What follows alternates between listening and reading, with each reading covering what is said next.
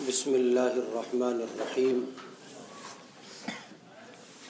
الحمد للہ وکفیٰ وسلام علی عبادہ الذین اصطفیٰ اما بعد اعوذ باللہ من الشیطان الرجیم بسم اللہ الرحمن الرحیم وهو الذی خلق من الماء بشرا فجعله نسبا وصہرا وکان ربک قدیرا وقال رسول اللہ صلی اللہ علیہ وسلم ان اعظم النکاح برکۃ ایسرہ مؤونۃ او کما قال علیہ السلام۔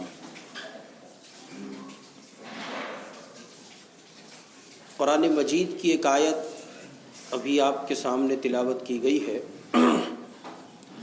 اس آیت میں اللہ تعالیٰ اپنی قدرت کا اظہار فرما رہے ہیں اور فرما رہے ہیں کہ وہی ہے جس نے پیدا کیا انسان کو پانی سے اور پھر اس کو نسب اور سسرال کا رشتہ عطا کیا، اور تمہارا پروردگار بڑی قدرت والا ہے۔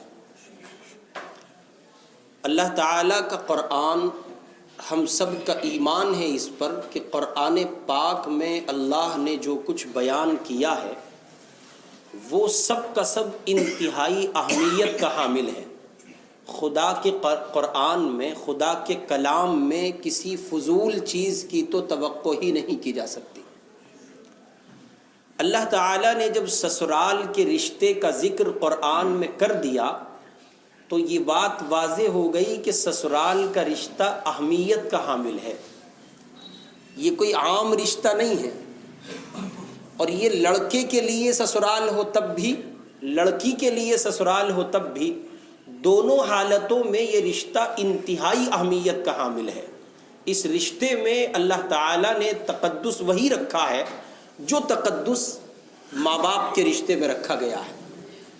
چنانچہ پروردگار نے یہ بات کہی کہ ہم نے انسان کو پانی سے پیدا کیا اور پھر اس کو نسب اور سسرال کا رشتہ عطا کیا۔ یوں تو انسان کا نسب اس کے والدین سے چلتا ہے، لیکن سسرال میں جو ساس ہیں اور جو سسر ہیں ان کا ذکر اللہ رب العزت نے اس لیے کیا چونکہ جو لڑکی لڑکے کے نکاح میں آتی ہے اور اسی لڑکی کی وجہ سے اس بندے کا اولاد کا سلسلہ جاری ہوتا ہے، تو اس لڑکی کے والدین کو بھی اللہ پاک نے یہ مقام عطا کیا کہ ان کے والدین کو، لڑکی کے والدین کو ویسا ہی تقدس حاصل ہے جیسا لڑکے کے والدین کو ہے لڑکے کے لیے۔ چنانچہ یہ بات واضح ہو جاتی ہے کہ ایک لڑکے کے ذمے واجب ہے، فرض ہے یہ بات کہ وہ اپنے ساس اور اپنے خسر کا احترام کرے، جیسے وہ اپنے والد کا احترام کرتا ہے، جیسے وہ اپنے والد کو باعزت سمجھتا ہے، جیسے وہ اپنے والد کو قدر اور عزت کی نگاہ سے دیکھتا ہے، جیسے وہ اپنی ماں کا احترام کرتا ہے، اپنی ماں کو قدر اور عظمت و عزت کی نگاہ سے دیکھتا ہے، ٹھیک اسی طرح اس کے ذمہ واجب ہے کہ وہ اپنی ساس اور اپنے خسر کا بھی اسی پیرائے میں احترام کرے۔ خود رسول پاک علیہ الصلاۃ والسلام کی زندگی حدیث پاک میں موجود ہے بحیثیت داماد۔ اللہ کے نبی ایک طرف امام النبیین ہیں، خاتم المرسلین ہیں، تمام نبیوں کے سردار ہیں، لیکن بشری تقاضوں کی تکمیل حضور پاک نے جس انداز سے فرمائی ہے تو آپ سماج میں بحیثیت داماد بھی ہیں، اور زمین کے آنکھوں نے، آسمان کی آنکھوں نے اور سورج کی شعاؤں نے ایسا حسین اور ایسا خوبصورت اور ایسا بااخلاق داماد زمین پر نہیں دیکھا جیسے میرے آپ کے آقا و مولا محمد الرسول اللہ صلی اللہ علیہ وسلم۔ ہمارے آپ کے جو رشتے ہیں اور سسرال کے رشتوں میں عامتاً جو تلخی پیدا ہوتی ہے اس کا ایک بنیادی پہلو ہے یہ کہ لڑکا لڑکی کے والدین کو اپنے یہاں وہ جگہ نہیں دیتا جو اس رشتے کی جگہ ہے، اور لڑکی لڑکے کے والدین کو وہ جگہ اور وہ تقدس نہیں دیتی ہے جو اس رشتے کا حق ہے۔ چنانچہ معاشرے کا ایک جملہ عرض کر دیتا ہوں کہ معاشرے میں جب کسی کا دوست کسی بندے سے ملتا ہے اور وہ اس سے پوچھتا ہے کیا بات ہے، بہت بزی معلوم ہو رہے ہیں آپ، خیر تو ہے؟ کہ ہاں یار وہ میری گھر والی کا بھیا آیا ہوا ہے، یہ انتہائی غلط جملہ ہے۔ وہ میری گھر والی کے ابا آئے ہوئے ہیں، انتہائی غلط جملہ ہے. وہ میری اہلیہ کے والد نہیں، آپ کے بھی والد ہیں. آپ یوں کیوں نہیں کہتے کہ میرے نسبتی والد آئے ہوئے ہیں؟ آپ یوں کیوں نہیں کہتے میرا نسبتی بھائی آیا ہوا ہے؟ آپ یوں کیوں نہیں کہتے میری نسبتی بہن آئی ہوئی ہے؟ جی ہاں، یہ تقدس چاہتے ہیں، یہ رشتے احترام چاہتے ہیں. یاد رکھیں، احترام دیں گے تو احترام ملے گا، دوسروں کو سمان دیں گے تو آپ کو سمان ملے گا نا. اب نگاہ میں جو تصور اور جو خاکہ اپنی بنائے ہوئے ہیں، اور معاشرے میں سسرال کے رشتے کو جس درجے حقیر آدمی سمجھتا ہے، لمان الحفیظ، چنانچہ اسی کا نتیجہ ہے. عجیب عجیب مثالیں ہمارے معاشرے میں سسرال کو لے کے چلی ہوتی ہیں، جبکہ اللہ رب العزت نے قرآن مقدس میں اس رشتے کو جگہ دینے کے بعد یہ واضح کر دیا یہ عام رشتہ نہیں ہے. بھئی میرا آپ کا ایمان ہے نا کہ قرآن میں کوئی فضول چیز ہونے کا تو مطلب ہی نہیں بنتا. فضول چھوڑیے، کوئی زائد کلام بھی نہیں ہے. ایک زبر تو کیا ہے، ایک سکون تو کیا، ایک زبر زیر کو ہم نہیں کہہ سکتے کہ وہ زائد ہے. نہیں، اللہ کے کلام میں جس شے نے جگہ پائی ہے وہ سراپا تقدس کی حامل ہے، اور وہ جگہ اس قابل تھی کہ اللہ پاک اس کو اپنے قرآن میں اور کلام میں جگہ دیتے. اس لیے ہم اس کو اپنے پیش نظر رکھیں کہ اپنے سسرال کے رشتوں کو عزت دیں، احترام کی نگاہ سے دیکھیں. رسول پاک علیہ الصلوۃ والسلام کی زندگی دیکھیں آپ. حضرت صدیق اکبر کی اہلیہ ہیں سیدہ عائشہ کی والدہ ام رومان رضی اللہ تعالی عنہ. تو حضور نے اپنی ساس کے لیے جملہ کہا، کتنا حسین جملہ، کس قدر تقدس اور محبت بھرا رشتہ ہے. آپ نے فرمایا جو یہ چاہتا ہے کہ وہ جنت جیسی، جنت کی حوروں جیسی کوئی خاتون دنیا میں دیکھے تو وہ عائشہ کی والدہ ام رومان کو دیکھ لے. یہ حضور نے سیدہ عائشہ صدیقہ رضی اللہ تعالی عنہا کے لیے، کی والدہ کے لیے یہ بات کہی جو حضور کی ساس ہوتی ہیں. صدیق اکبر حضور کے خسر ہے نا، حضرت عائشہ آپ کے نکاح میں، تو صدیق آپ کے خسر ہوئے اور صدیق کی اہلیہ آپ کی ساس ہوئی. تو آپ نے اپنی ساس کے فضائل اور ان کے مناقب کو، ان کی عظمت کو بیان کرتے ہوئے جملہ ارشاد فرمایا. ایک مرتبہ سیدہ عائشہ صدیقہ رضی اللہ تعالی عنہا نے حضور سے کہا کہ میرے والد بیمار ہیں اور آپ دعا فرما دیجئے. تو حضور نے ہاتھ اٹھائے، اللہ میرے خسر محترم صدیق اکبر کو صحت و عافیت و سلامتی نصیب فرما دیجئے.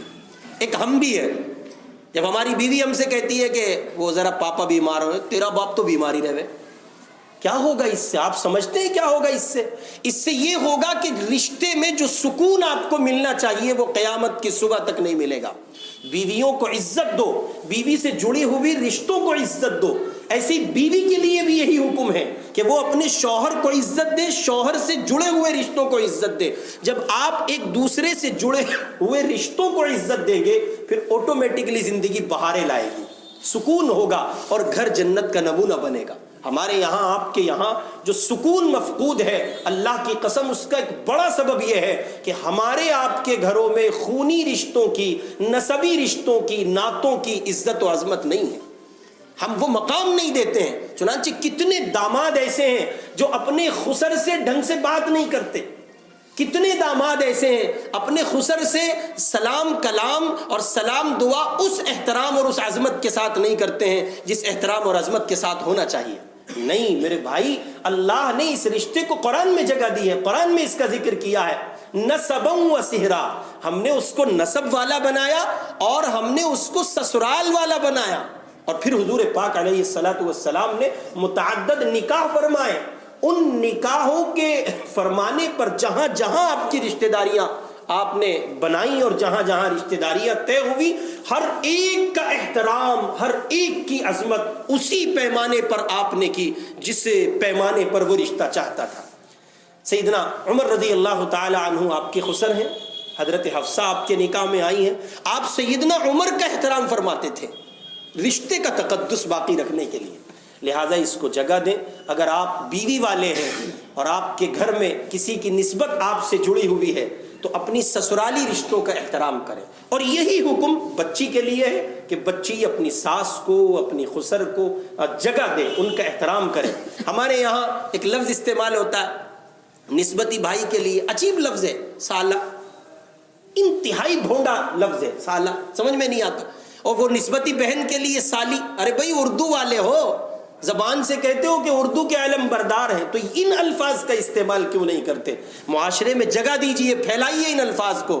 ہمارے نسبتی والدائیں ہیں, ہماری نسبتی والدہ آئی ہیں, اور جیسا احترام اپنے والد کا کرتے ہو, والدہ کا کرتے ہو, وہی احترام اپنے ساس اور اپنے خسر کا کیا کرو. نسبتی بھائی ہیں, نسبتی بہن ہیں, ان چیزوں کے زندگی میں نافذ کرنے کا سب سے بنیادی نفع آپ کو ہوگا, یعنی داماد کو ہوگا, لڑکے کو ہوگا, لڑکی کو ہوگا, سکون واقع ہوگا, اور سکون ہی کے متلاشی ہیں سب. اللہ پاک مجھے اور آپ کو ان رشتوں کی قدردانی کی توفیق نصیب فرمائے. ایک روایت میں نے پڑھی تھی, اس کے حوالے سے دو باتیں عرض کر دوں. حضور نے فرمایا نکاحوں میں سادگی لاؤ, آسانیاں پیدا کرو, مشقتیں نہ بناؤ, مشکلات کھڑی نہ کرو. دیکھو کوئی دیکھے نہ دیکھے, اللہ دیکھ رہا ہے. ساری دنیا کی نظر سے چھپا سکتے ہو, اللہ کی نظر سے چھپ سکتا ہے؟ ہرگز نہیں. اللہ کے لیے نکاحوں کو آسان کرو, سادگی لاؤ. میں نہیں کہتا کہ آپ ایک دم سارے کے سارے جنید بغدادی ہو جائیں اور ساری بچیاں رابعہ بصریہ, یہ تو پاسبل بھی نہیں ہے, یہ تو ممکن نہیں ہے ہمارے معاشرے کا جو فساد اور بگاڑ جس درجے. لیکن کرتے تو کر سکتے ہیں نا, بنتے ماحول تو بن سکتا ہے نا.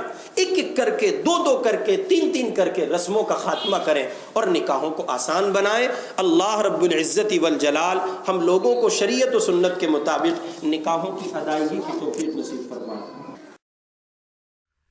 اس ویڈیو کو لائک کریں, کمنٹ باکس میں دعاؤں سے نوازیں, چینل کو سبسکرائب کریں, صدقہ جاریہ کی نیت سے شیئر بھی کر دیں.